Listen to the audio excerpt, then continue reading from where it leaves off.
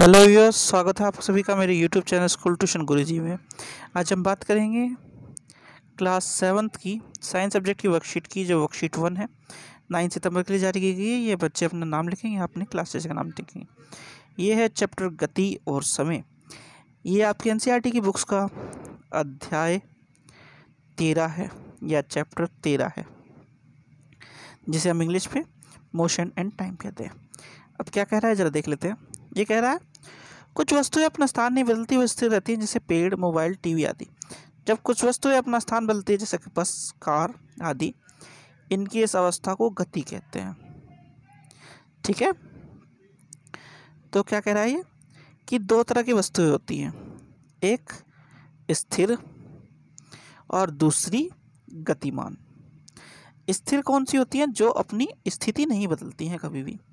और गति वाली वस्तुएं वो कौन सी होती है? जो अपना स्थान बदलती हैं। ठीक है, तो ये तो बात हुई किसकी? स्थिर और गतिमान वस्तुओं की। आगे देखिए क्या कहता है ये।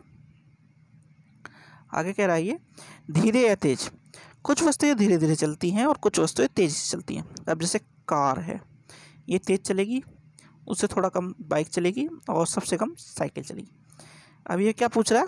ये पूछ रहा है कि दिए गए चित्रों की तुलना करके बताइए कौन सी वस्तु तेज चलती है, कार या साइकिल। तो इसमें कार तेज चलेगी। फिर है स्कूटर या कार, तो यहाँ पे भी कार ही चलेगी। फिर है साइकिल या स्कूटर, तो यहाँ पे स्कूटर तेज चलेगा, है ना। चलो तो आगे देख लेते हैं।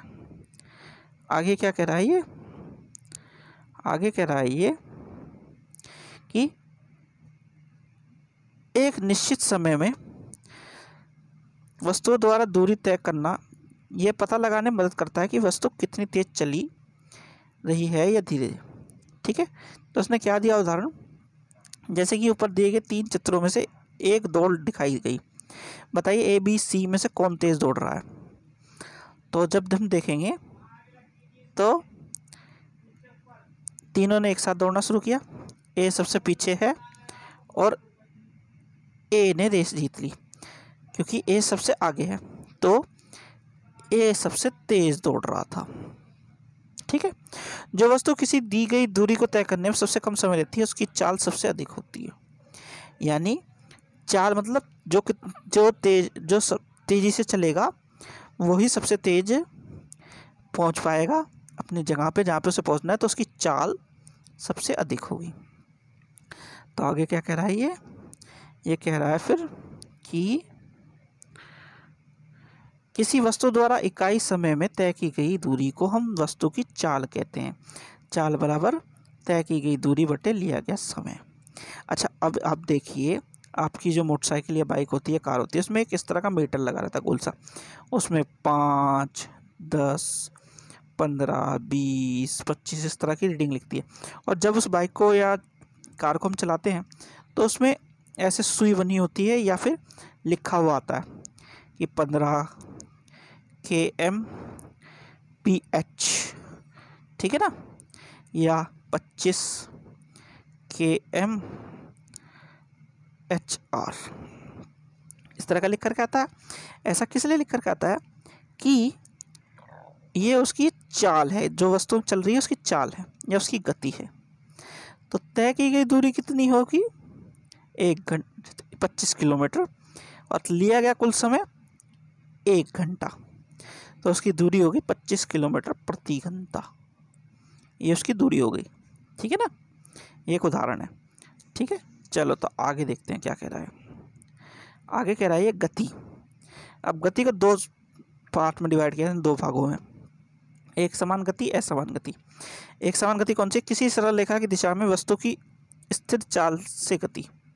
ठीक है, सरल रेखा मतलब सीधी दिशा में स्थिर चाल से गति होगी तो कहलाएगी एक समान गति।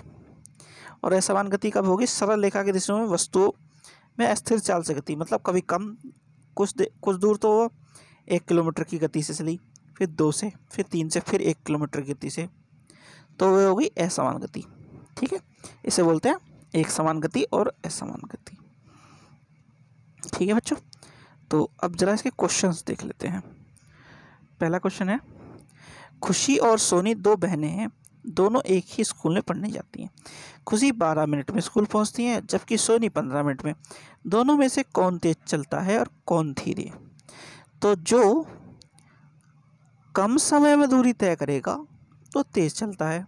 अभी हमने ऊपर क्या दिखा था कि चाल, किसी वस्तु द्वारा इकाई समय में तय की गई दूरी उस वस्तु की चाल कहलाती है, और उस व्यक्ति की चाल अधिक होगी जो कम समय में दूरी तय करेगा, है ना। तो खुशी 12 मिनट में दूरी तय करती है तो वह जल्दी स्कूल पहुंचती है, और सोनी 15 मिनट में दूरी तय करती है तो सोनी लेट पहुंचती है या वो धीरे चलती है। आगे देखिए क्वेश्चन क्या है। आगे क्वेश्चन है ये वाला कि इनका स्कूल घर से 600 मीटर दूर है, ये कार से 60 सेकंड में स्कूल पहुंच जाते हैं। कार की चाल क्या होगी? तो तय की गई दूरी कितनी है? 600 मीटर, और लिया गया समय 60, तो ये हो गया 10 मीटर प्रति सेकंड की दर से ये जाते हैं। ठीक है बच्चों, इसे ध्यान से करिएगा। अगर कोई दिक्कत हो तो आपका चैप्टर 13 या अध्याय 13 गति एवं समय को पढ़िएगा, एनसीईआरटी की बुक्स का, आपको सब चीज़ें समझ में आ जाएगी। ठीक है, आशा करता हूँ आपको वर्कशीट अच्छी लगी होगी, वीडियो अच्छी लगी होगी। अगर अच्छी लगी हो तो इस वीडियो को लाइक करें, शेयर करें और चैनल को सब्सक्राइब करें। ध्यान देके पढ़िएगा बच्चों। ठीक है, थैंक यू।